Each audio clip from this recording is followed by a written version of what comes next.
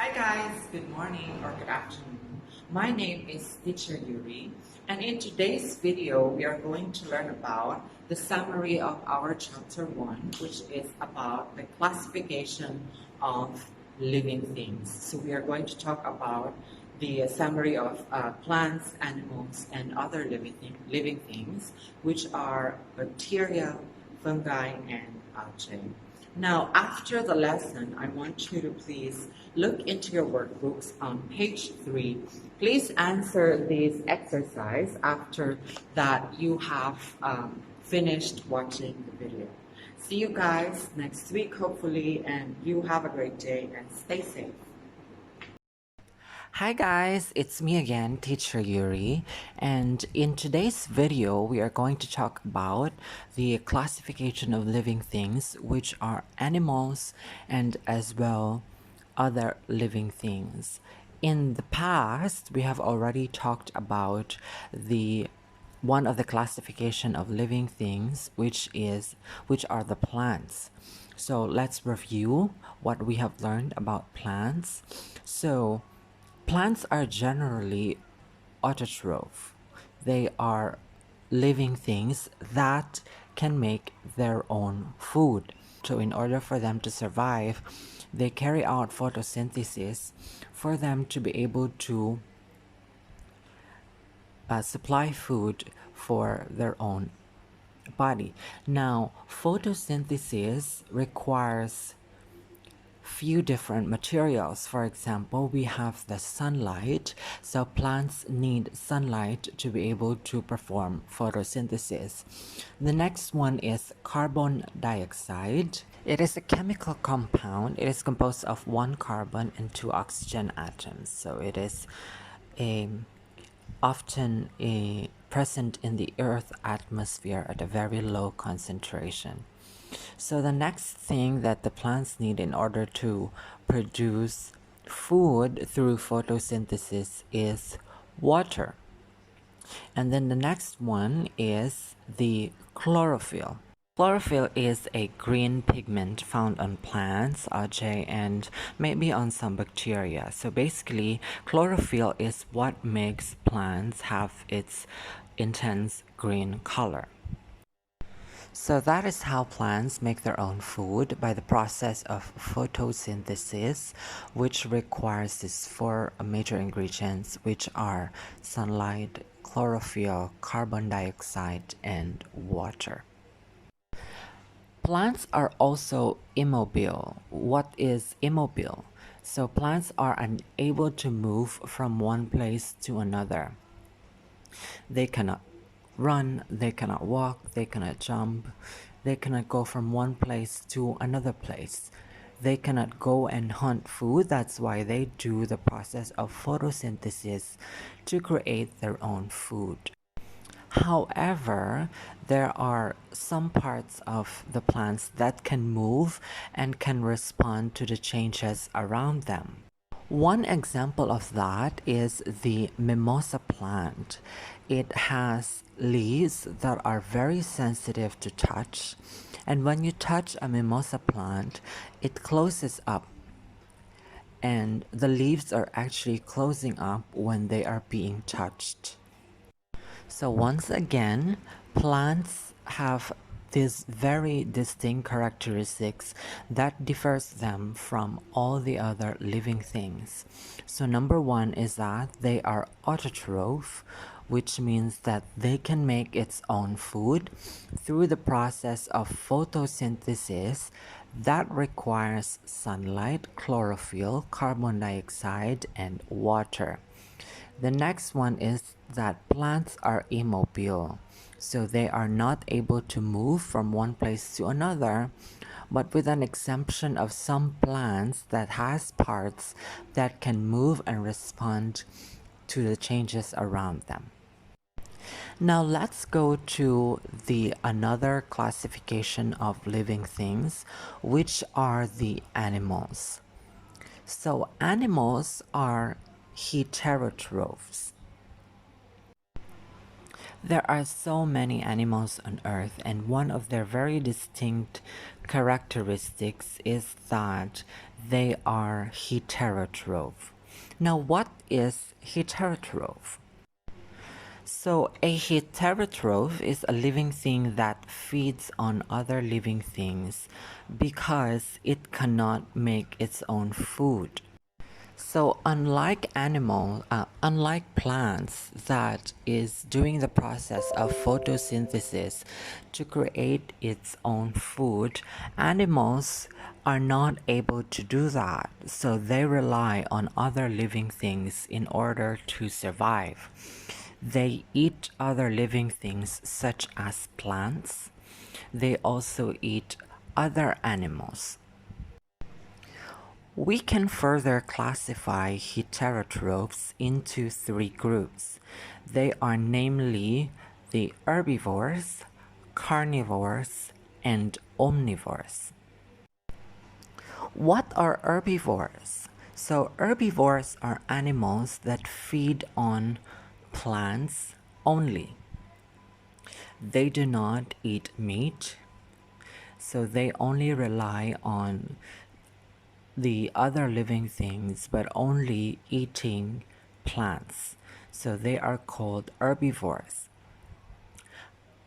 An example of an herbivore is a rabbit. A rabbit is known to be eating carrots. And this animal is an herbivore because a rabbit does not eat meat, or it does not eat other animals. Another example is a giraffe. We can also classify a sheep, a caterpillar into this type of heterotroph. So these animals are herbivores. The next heterotroph is a carnivore. So carnivores are animals that feed on other animals. So these animals eat only mainly meat, and they do not eat plants. One example of this kind of heterotroph is a lion. Another example is a crocodile. We can also classify tigers, eagles on this kind of heterotroph, which is a carnivore. So again, carnivores are animals that feed on other animals. They eat meat and they do not eat plants. The next classification of heterotroph are the omnivores. These are animals that feed on both plants and animals. So this kind of heterotroph can eat both.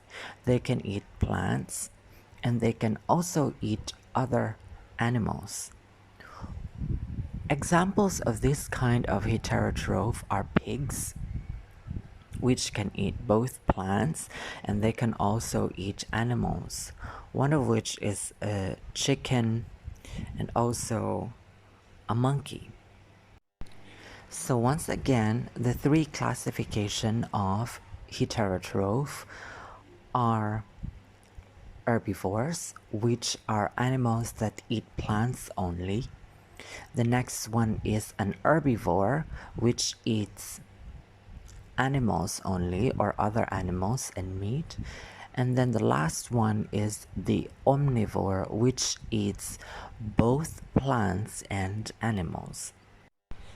The next distinct characteristics of animals is their being mobile. So animals can move from one place to another by themselves. So they have body parts that allow them to move around. Basically, that is why these animals are heterotroph. They cannot make their own food, but they have the body parts to use to be able to move around, to be able to hunt for foods by eating other living things such as plants and animals. One example is the forelimbs of a deer.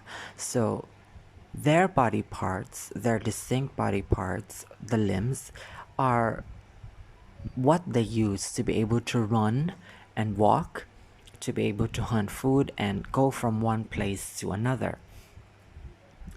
The next animal is a snake. So a snake uses their body and their scales to be able to slither. They slither in order to move from one place to another. The next example of an animal is a fish that has their fins in order for them to swim in the water. So that the fin is the body part that helps fishes go around places. The next one is a bird. So a bird have wings to be able to fly in the sky. So this body part is very important for them to be able to go from one place to another and also hunt for their food. And again, a few other examples are frogs, which uses their limbs as well to be able to jump, and they can also swim as well. So frogs can use their limbs to be able to jump around and also swim underwater. Kangaroos also can jump with their hind legs. Hind legs means the back legs. So they use that to be able to jump around, move around so that they can find food, and as well they can move from one place to another. So once again, there are two distinct characteristics of animals that makes them different from all the other living things. Number one is that they are heterotroph, which means they are feeding on other living things because they cannot make their own food. So heterotroph can be classified into three, which are herbivores, which eats plants only, carnivores that feeds on other animals, and omnivores that feed on both plants and animals. The next characteristic is that they are mobile. They can move from one place to another by themselves. They have the body parts that allow them to be able to move around. So the next classification of living things are fungi, bacteria, and algae. So these three living things do not belong to the previous categories of living things, which are plants and animals. So they are classified as other living things. So let's talk about them one by one. The first one is the fungi. So fungi do not have chlorophyll to carry out photosynthesis. So this means that fungi are not able to make their own food.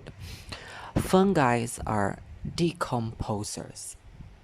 So a decomposer is an organism that decomposes or breaks down organic material such as the remains of dead organisms. A few examples of fungi are mushrooms, mold, and yeast. So as you can see on the picture, these are a few examples of fungi. The next one that we are going to talk about are the bacteria. So bacteria can only be seen through a microscope. So if there are bacteria in your body or in your surroundings, you will not be able to see them just by your naked eye. So you need a microscope in order for you to be able to see bacteria. Some bacteria can actually cause diseases. So they can make you sick. So these bacteria are called the harmful bacteria. However, Some bacteria are useful, like those in our digestive system. Yes, you have useful bacteria inside your body. They are actually the ones helping for you to be able to digest the food that you just ate. Bacteria are also used when you are making cheese or yogurt. So when you eat cheese, you are also eating some useful bacteria, and also as well as yogurt, because they are one primary ingredient for you to be able to create cheese and yogurt. But don't worry, because those bacteria on your cheese are not harmful. They are useful bacteria. Here are a few examples of bacteria. So bacteria come in three different shapes. The first one from your left is called the rods or the bacilli. They are quite worm-like, and they are long, and they have round bodies, but they are elongated.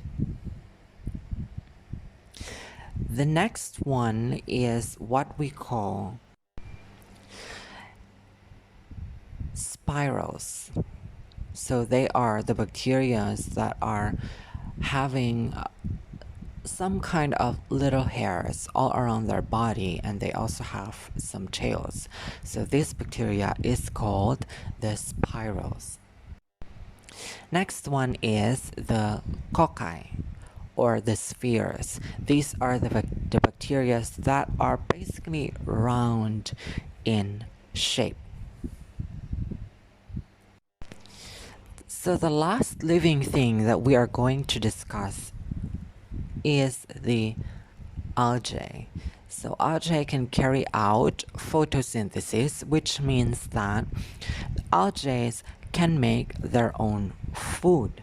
However, algae do not have parts like leaves.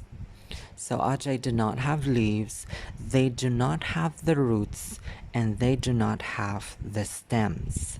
That's why they are different from plants, because even though they can carry out photosynthesis, they are lacking some parts that are important for you to be able to be called plants. So they do not have leaves, they do not have the roots, and they do not have the stems. Therefore, algae is classified differently from plants. Now, a few examples of algae are the seaweed, the edible seaweed, and also kelp. So I've seen some of you, or the Asian culture basically uses these ingredients in for them to be able to enhance the flavor of their food, or basically just eat it by itself. So it is eaten, algae are basically eaten as snacks. So again, a few examples of algae are kelp and these edible seaweeds. So that is it for today, guys. We have learned about the three classifications of living things, which are namely plants, animals, and other living things. So two distinct characteristics of plants is that they are autotroph, which means that they can make their own food, and as well they are immobile, which means that they cannot go from one place to another. The next two distinct characteristics of animals is that they are heterotroph, which are classified in three different ones. They are the herbivores that eats plants only, carnivores that eats only other animals or meat, and the next one is the omnivore, which eats both plants and animals. And then other living things, which consist of fungi, bacteria, and algae.